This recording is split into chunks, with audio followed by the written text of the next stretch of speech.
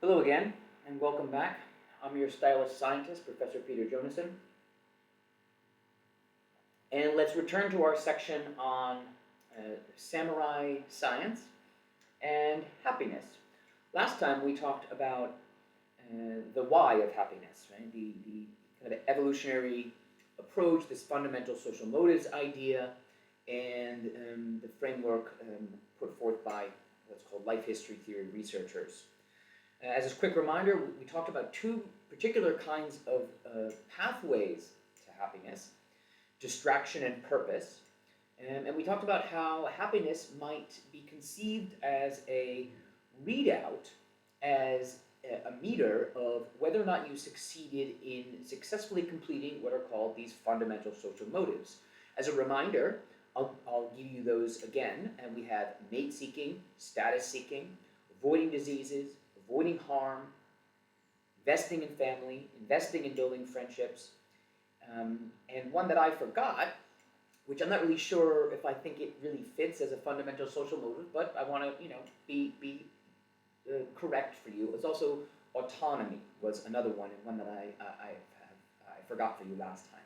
The first two, mate seeking and status seeking, they are seen today commonly appeased, satisfied in a lot of the junk that we consume. I'm not unaware of the irony here that YouTube is one of those kind of junk sources. Not all of YouTube content is junk, like mine, of course, right? But a lot of it is junk.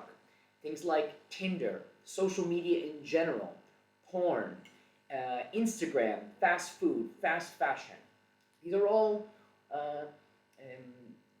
capitalizing on features of our brain that have evolved, and then they provide what we desire, what our brains are thirsting for, in such overwhelmingly and such cheap ways that it gives us this dopamine rush, this satisfaction.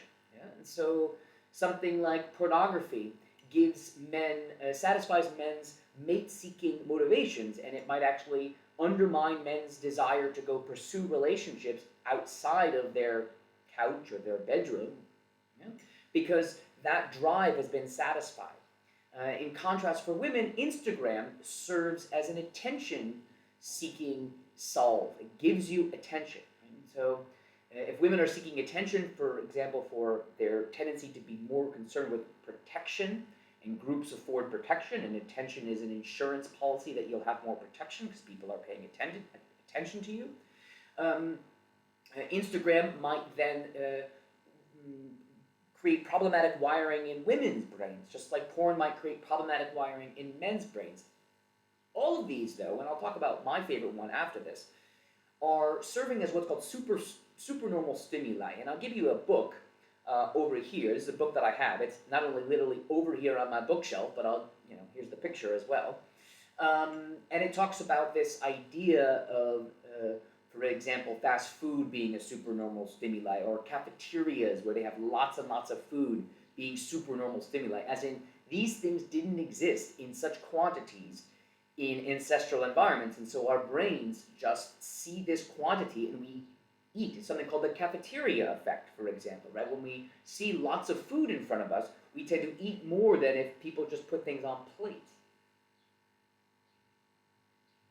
My favorite distraction, one I'm often kind of upset with myself for being so easily distracted by, and it's been my entire life, if I'm honest with you. And this is partly because I'm 47, because some of these things like social media, obviously Tinder, porn on the internet didn't exist, was the television. And so I am in some ways a bit of a TV addict. My television is always on. It's literally on right there while I'm recording. It's not playing, but it's on. And it makes my house a bit noisy and chaotic in some ways for some of the people that I've known. And it acts as it satisfies something for me. Well, what does it satisfy? Well, many years ago we wrote a paper about loneliness, and our argument was that loneliness can be solved, the problem of loneliness can be solved through, or being alone, can be solved through through the television, through parasocial interaction. So our brains want to feel like we're not alone by seeking out television, especially television in the background. It activates the parts of your brain that says, I'm having a social interaction. I'm hearing a human voice. It is grooming me, as a primatologist might put it. So it's activating, but it's cheap, right? Real, genuine interaction is not parasocial, it's social. You go out, you talk to people, and you meet, and you form genuine relationships. But the TV acts as a cheap substitute, and people can get addicted to cheap substitutes because they provide dopamine more easily and more in greater abundance than the real thing, right? So I can go out and get rejected by people or not have anyone to talk to, but the TV is always there, right? Okay. And so, in contrast, the others, the avoiding diseases, the avoiding harm, the investing in family, these require discipline, right? These are long-term strategies. They do not give you so much dopamine now, or maybe not any now. They might all be delayed dopamine, for example, like seeking things like physical fitness, as an example. But you hear when people go to the gym, they ask about, do you get that rush? Right? Does it feel good for you? Right? So they're seeking dopamine, the satisfaction of I am doing something to better my health, for example. And you see this in modern manifestations of things like yoga, for example. So why is it that women are so drawn to yoga? It's not just women, of course, right? But statistically speaking, it's mostly women. And probably for the men, they might have a more, let's say, feminine disposition as well. Well, it satisfies this desire to feel like you're part of a group, because groups enable a sense of protection. And he said, well, men like groups. Yeah, but notice how men's sports are very focused on a goal of winning something, of championing something else.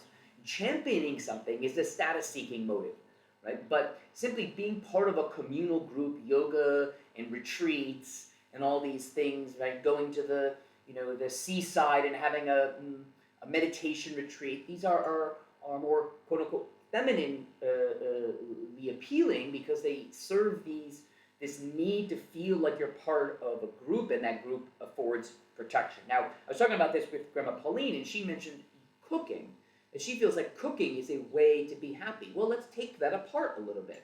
Well, what Grandma is trying to say is that cooking is a way of being happy, because for her, cooking is a way of investing in family.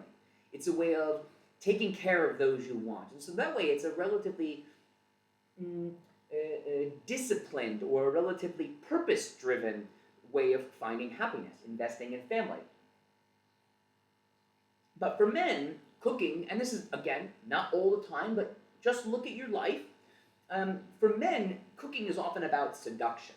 You say, oh, come on, that's ridiculous. No, that's not true. Really? Okay. When men offer to cook for women in particular, maybe not their families, but and men tend to cook less for their families, whereas women tend to cook more for their families. But men tend to use cooking in the dating context, right? So what is my evidence of this? Well, just hear me out. Men tend to cook a lot in the early stages of relationships. The men's cooking tends to be loud, like look at me, not literally banging pots and pans, right? But it's very showy, very flash, right? It's very, here's this amazing steak I made, right? As opposed to just like, here's a sandwich kind of situation. And also, men like to cook for special occasions. My father would do this, right? So my father cooked in the family, he cooked for special occasions, and this is one of the reasons why I'm a bit addicted to Chinese food. And so one of his favorite things to cook was Chinese food, a loud dish, not something simple like a sandwich, right? Look at this amazing thing I've made, everyone love me and pay attention to me, this kind of thing. Now, do I think my father was overtly thinking these things? No, of course not, but the motives are underneath there. Indeed, even in my life, I can think of a girl I dated many, many, many, many thousands of years ago when no one was alive, Carmelita. And I remember on our third date, I invited her over and I made chicken pad thai. Now, this is one of my specialties, right? Chicken pad thai is one of my favorite things to make. And she was impressed, right? Because what cooking for her, or cooking for a woman, often is meant as, is part of this social contract of veiled sexual opportunities, right? So it's like saying, would you like to come over to my house for coffee when it's 2 a.m. after you've been drinking all night, right? You don't say, hey, do you want to come hook up? You say, hey, can I cook you dinner, right? So it's an excuse to get the person in your space, and then maybe, right? And this is why you don't maybe start on the first date with cooking. Maybe it's the third date you get to cook. And indeed, that third date, remember, is that magic zone of when men and women come to this place where they both decided, okay, yeah, it's probably time to have sex now. So again, my point here is that even something as banal as cooking, right, can be a pathway to happiness vis-a-vis satisfying these different fundamental social motives. Women's fundamental social motive being stronger for investing in family, and men's fundamental social motive being stronger for mate seeking, and of course a little bit of status seeking as well. But once you understand the, let's say call it the why or the what of happiness, well, let's talk about the how, right? People want to be happy. Like you say, oh, professor, it's very nice to hear all this theory talk, but how can I be a happier person? Well, the short version of the story is, if you can identify where you're deficient, I think, this is my hypothesis, in these fundamental social motives, then you can tailor your activities to better satisfy those things, right? So it's like if you have, cancer, you have to do particular things to get rid of the cancer, in principle. It's the same problem-oriented approach, right? So if you're going to be a scientist, let's not fall for magic cures.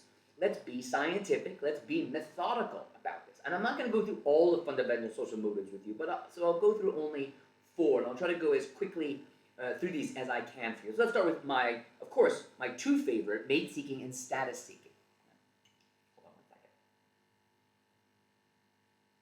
So with the mate seeking one, the short version is that if you should engage in activities that basically increase your mate value, right? These are ways to increase the probability that someone will choose you. Does it mean they will choose you?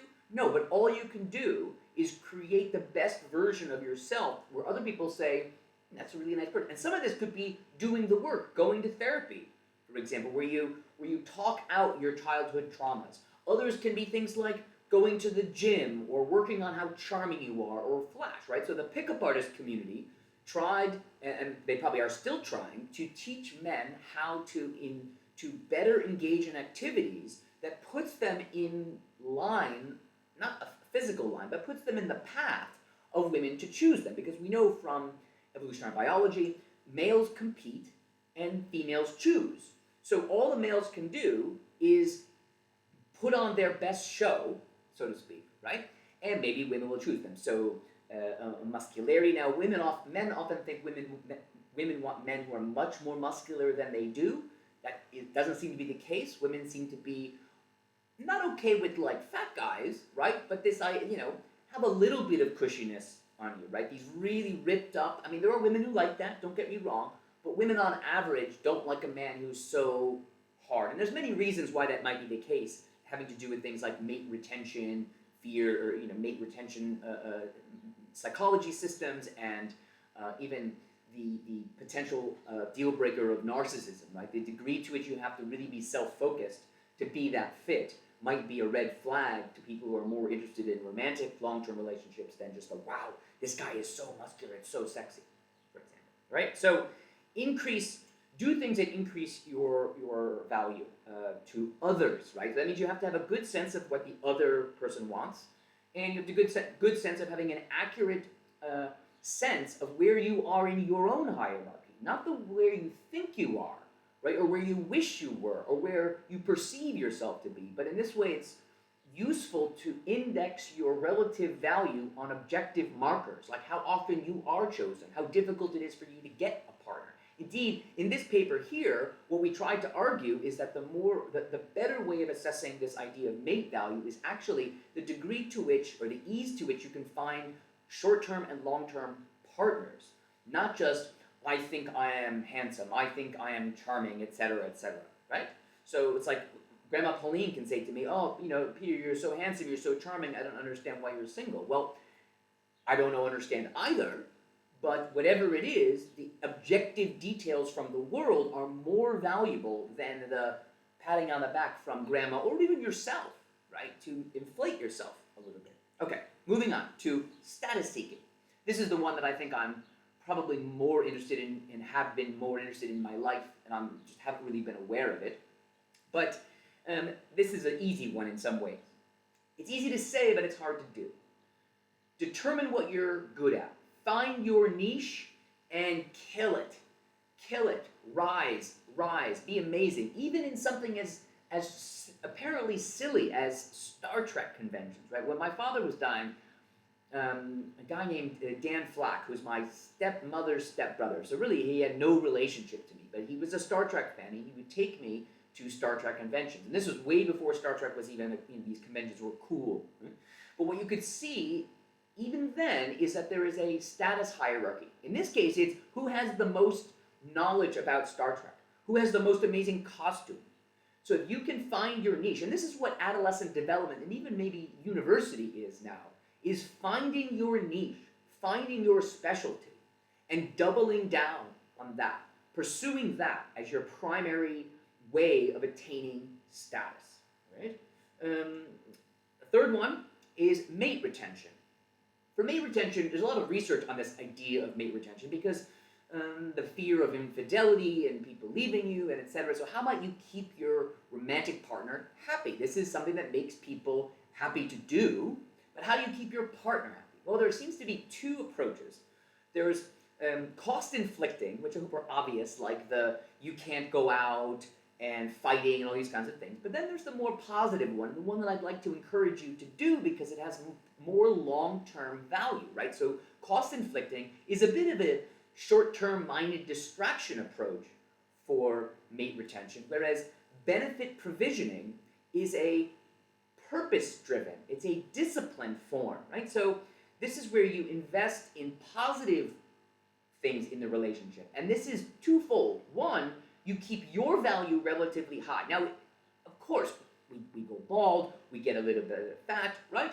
But if you keep the ratio of cost to benefits at a sufficiently good balance, people will stay with you. So keep up at least your value to some regard. Don't totally let yourself go. Well, become like Homer Simpson or something like that, right, after you get married. Alternatively, or in addition to that, I should say, make sure that person knows that you still think they're a catch. Do things like schedule dates. Like every Friday we have a date, right? That sounds a little boring, but maybe you schedule dates on your own in your mind.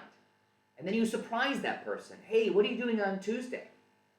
Let's go out for a date, right? So yes, be methodical. Don't take your partner for granted in this way. Once you've captured a person, there's now a challenge of keeping that person. And the keeping of that person is best done by doing those two things. Okay? And lastly, investing in family. The obvious one is to, for example, have kids. And for a lot of people, a lot of modern people, they act like, I don't want to have kids, and now they say these things. And when they're younger, that might actually genuinely be true. But as people mature, into their 30s, let's say, their brain starts to say, yeah, they want more in their life. And so I felt this way, but my singleness doesn't permit that. So what did I do? I wanted to invest. I wanted to care for something. I wanted to feel needed. Well, I got that parasite over there, Pedro, who's walking around confused why I'm talking to myself. But of course, other ways. Investing in church, investing in community, right? Caring for others just in general, on the street will make you feel so much better, right? Helping someone across the road will make you feel so much happy. Even the military has a familial quality to it, right? So the guys who are fighting with one another, their attitude is not fighting for some grand ideal.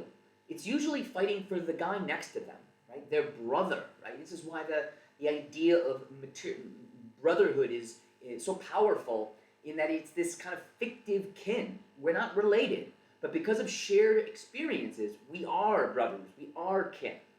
So I tried to highlight the distinction here between cheap happiness and expensive happiness. And I hope you will pursue expensive happiness because it has long-term benefits. Should you not pursue cheap happiness? Maybe you should. Maybe sometimes it's fun. We don't always have to be disciplined. Sometimes go out for a drink. But knowing the distinction and knowing where to best invest your time, effort, and health into is valuable to your psychological health, right? So the issue I want to just highlight, though, is whichever you choose, the habits that you practice become who you are, all right? So choose wisely, my friends. Like follow, share. Thanks for listening. Ciao.